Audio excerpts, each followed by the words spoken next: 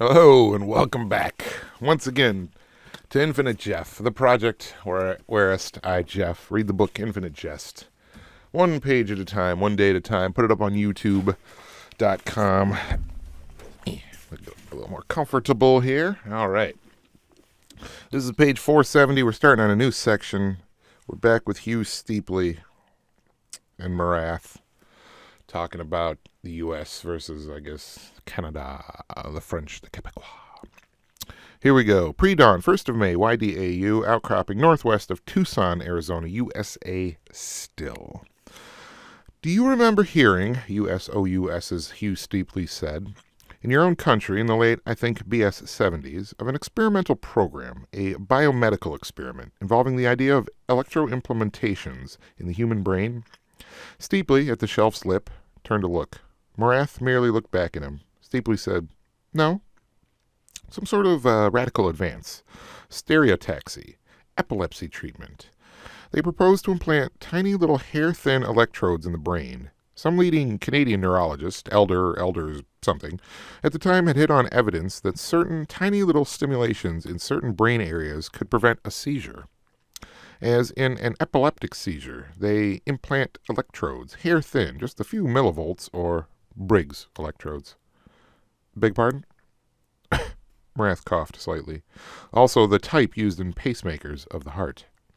Steepley felt his lip.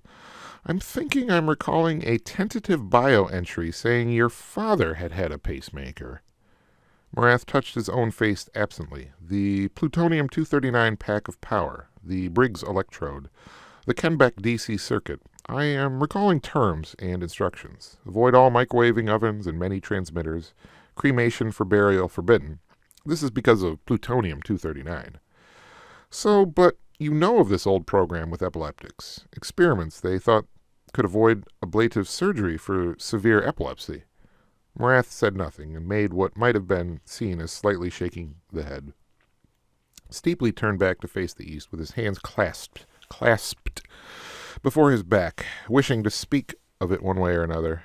One way or another way, Morath could tell. "I can't remember if I read about it or heard a lecture or what. The implementation was a pretty inexact science. It was all experimental. A whole lot of electrodes had to be implanted in an incredibly small area in the temporal lobe to hope to find the nerve terminals that involved epileptic seizures, and it was trial and error, stimulating each electrode and checking the reaction. Temporal lobes of the brain," Morath said. "What happened was that Olders and the Canadian neuroscientists happened to find, during all the trial and error, that firing certain electrodes in certain parts of the lobes gave the brain an intense feeling of pleasure." Steepley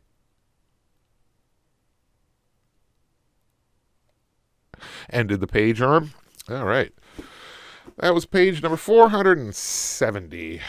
Moving right along, just like the Muppets. Have a good night.